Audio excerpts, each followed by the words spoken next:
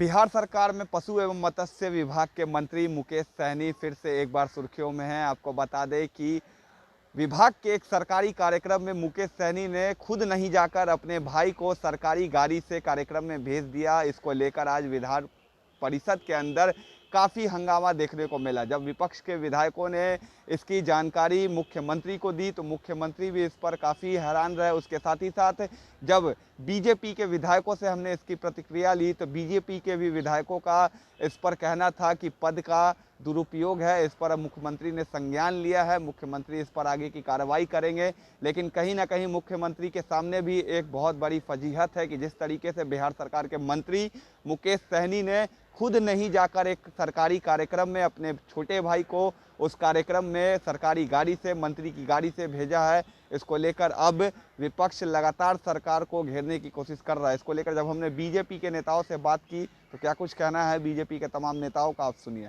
इस मामले में स्पष्ट रूप से बयान दे दिया है, इसलिए आपको संतुष्ट हो जाना चाहिए। माननीय मुख्यमंत्री जी का जब बयान आ गया तो उस पर बचता क्या है? विपक्ष के पास कोई काम ही नहीं है तो विपक्ष दूसरा क्या कहेगा? विपक्ष का अगर कोई, देखिए, सही है कि विपक्ष का कोई सकारात्मक प्रश्न जब भी आया है तो एनडीए की सरकार उसको संज्ञान में लेने का काम किया है और माननीय मुख्यमंत्री जी ने सदन में आज अपना जवाब दिया भी है। इसलिए आपको भी संतुष्ट हो जाना चाहिए। दुरुपयोग मानते हैं आप इसे? नहीं, दुरुपयोग की बात नहीं है। विषय क्या है, विषय क्या है वो माननीय मुख्यमंत्री जी स्वयं उस मामले को देख रहे हैं, तो हम लोग क्या इस बारे में बोल सकते हैं? क्यों गए, मतलब वो अपने हिसाब से, भाई के हिसाब से गए थे कि मंत्री पद के हिसाब से गए थे, ये तो विषय बात का चीज है। मेरा कहना है कि मामला क्या है, बिना जाने तो हम बोल नहीं सकते हैं जब तक हमको पूर्ण जानकारी नहीं होगी। माननीय मुख्यमंत्री जी का बयान आ गया, इसलिए आप संतुष्ट होइए, बाकी बात फिर ऊपर के लेवल पर बात करेंगे। कोई एक्शन क्या माननीय मुख्यमंत्री जी करेंगे। सरकारी कार्यक्रम में सरकारी गाड़ी पे बैठ के गए थे, विपक्ष लगातार हमलावर है, उनके इस्तीफे की डिमांड कर रहे हैं।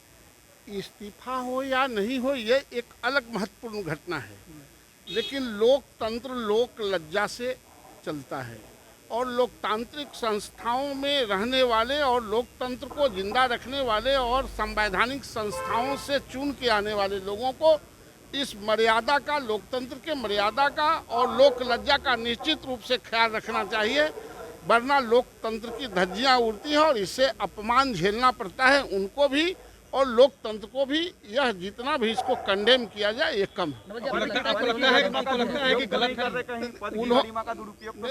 उन्होंने किया कि नहीं किया यह हमको जानकारी नहीं है कि मुकेश सहनी जी ने भेजा।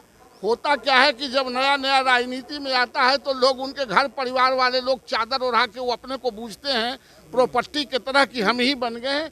ये इसलिए इन घटनाओं पर जिसको मैं नहीं जानता हूँ नहीं बोलूँगा, लेकिन यह जो हुआ है अगर गए हैं तो यह दुर्भाग्यपूर्ण घटना है और इससे बचना चाहिए। लोकतांत्रिक संस्थाओं में काम करने वाले लोगों को इससे बचना चाहिए, यह दुर्भाग्यपूर्ण है।